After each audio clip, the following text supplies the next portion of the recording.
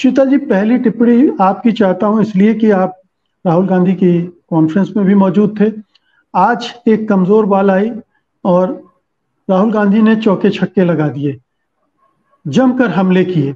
ये टाइमिंग जो है इस रिपोर्ट के आने की, राहुल गांधी का जवाब सवाल, इंडिया की बैठक और उधर लोकसभा का विशेष सत्र, संसद का विशेष सत्र बुलाने, ये सारी चीजों को एक साथ जब मिला के देखते हैं तो क्या लगता है?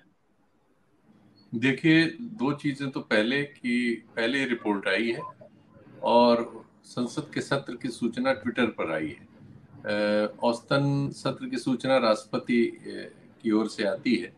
पहली बार शायद ऐसा हो रहा है कि ट्विटर पे इस तरह की सूचना अचानक आई है। तो इसे कुछ लोग कह रहे हैं कि ये डाइवर्जनरी टैक्टिक्स है, क्योंकि ये जो भंडाफोड़ है ये इतना विशाल और इतने प्रतिष्ठित माध्यमों के जरिए आया है और विश्वव्यापी जो एक संगठन है इस तरह के मामलों की रिसर्च करने वाला, आपराधिक मामलों की, आर्थिक अपराध और अन्य अपराध के मामलों की दुनिया में रिसर्च करके और सामूहिक रूप से प्रकाशित करने वाले संगठन में ये खबर गई है। अडानी साहब के यहाँ से भी बयान आ गया है और जैसा कि लग रहा था और जैसा दिन में इसने एक फैक्ट चेकर ने कहा भी था कि ट्विटर पे एक खास ट्रेंड चलाया जा रहा है जो परचेज्ड ट्रेंड है। इसमें जो लोग ट्रेंड कर रहे हैं और करा रहे हैं वो मैनिपुलेटर्स हैं और कई बार इस तरह के मैनिपुलेशन में पकड़े गए हैं। वो पूरे 2-4 जगहों से, खास अकाउंट से बड़ी संख्या में कराया जा रहा है। वो था कि इसको एक डाइवर्जन दिया जाए कि सोरोस नाम के एक सज्जन जो अमेरिका में है, उनकी ओर से किया गया भारतीय उद्योग और उस पर प्रहार है। ये सब हुआ। लेकिन जहां तक अब पहले राहुल गांधी की आपने प्रेस कॉन्फ्रेंस के बारे में कहा है, राहुल गांधी ने आज मुझे थोड़ा आप कह सकते हैं कि इसके पहले मैं बहुत सारे उनकी चीज़ों को सुनता रहा हूँ और मुझे लगता था थोड़ा वो फंबल करते थे चीज़ों पे और थोड़ा बहुत क्लियर होते होते कर लेते थे, लेकिन थोड़ी उन्हें मुश्किल आती थी। अंग्रेजी में तो उनको नहीं उस तरह से आती थी, हिंदी में आती थी। ये मैंने बहुत बार उनके बारे में टिप्पणी भी की थी। उन्हें लोग अच्छा वक्ता इसी वजह से नहीं मानते थे, थोड़ा कंफ्यूजन था। आज वो बहुत ही एक्यूरेट थे, बहुत कम शब्दों में, सब आप लोगों ने उनकी प्रेस कॉन्फ्रेंस सुनी होगी, एकदम पिन पॉइंट डायरेक्ट थे। उन्होंने जो भाषा इस्तेमाल की, उन्होंने जिस तरह से अपने कंपोजिशन को जिन वाक्यों में उसमें रखा, वो बहुत ही, मतलब आप कह सकते हैं परफेक्शन की ओर था। जैसे उन्होंने कहा कि ये G20 इस समय हो रहा है और दुनिया ये देखेगी कि भारत में बिजनेस करने वालों लोगों के बीच प्रतिस्पर्धा का माहौल नहीं है। हम मैनिपुलेट करते हैं प्रतिस्पर्धा की जगह। ये हमारे लिए ठीक नहीं है। ये देश के लिए इन्वेस्टमेंट जो फ्यूचर में अगर आ सकते हैं, आना चाहेंगे, तो उनके लिए बड़ी शंका पैदा करेगा।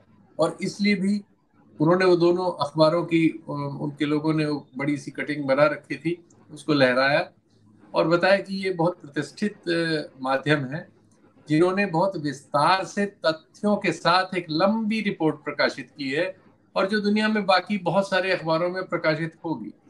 ये बात सारी दुनिया में गई है, इसमें तथ्य है। तो इसे इस बात से नहीं आप ढक सकते हैं कि इसके पीछे KGB है, CIA है, सोरोस है या इजरायली एजेंसी है या कोई और एजेंसी है।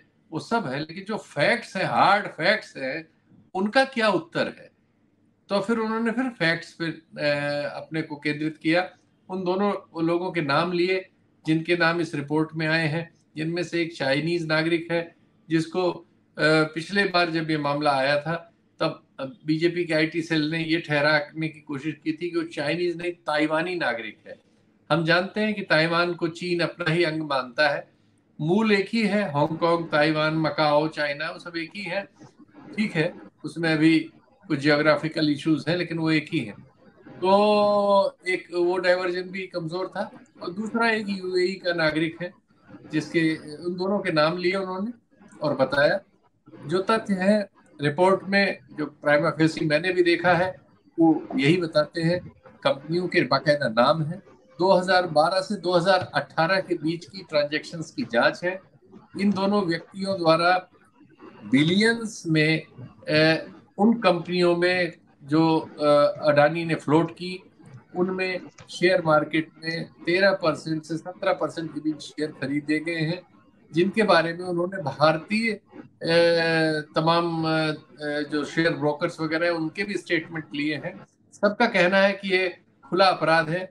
दो तरह के रिकॉर्ड्स रखे गए, एक रिकॉर्ड जो एजेंसी इनको दिया गया सेबी वगैरह को, दूसरा रिकॉर्ड जो पार्टनर्स आपस में अपने लिए रखते थे करने के लिए, ये सब बताया गया है। अभी आप जानते ही हैं कि इनका ऑडिट करने वाली एक कंपनी ने अपने हाथ पीछे खींच लिए थे। इस तरह की बहुत सी इंफॉर्मेशन से ऑडिटर से भी छुपा रहे थे, और वो इस तरह आने पर वो भी एक अंतर्राष्ट्रीय ऑडिटर एजेंसी थी।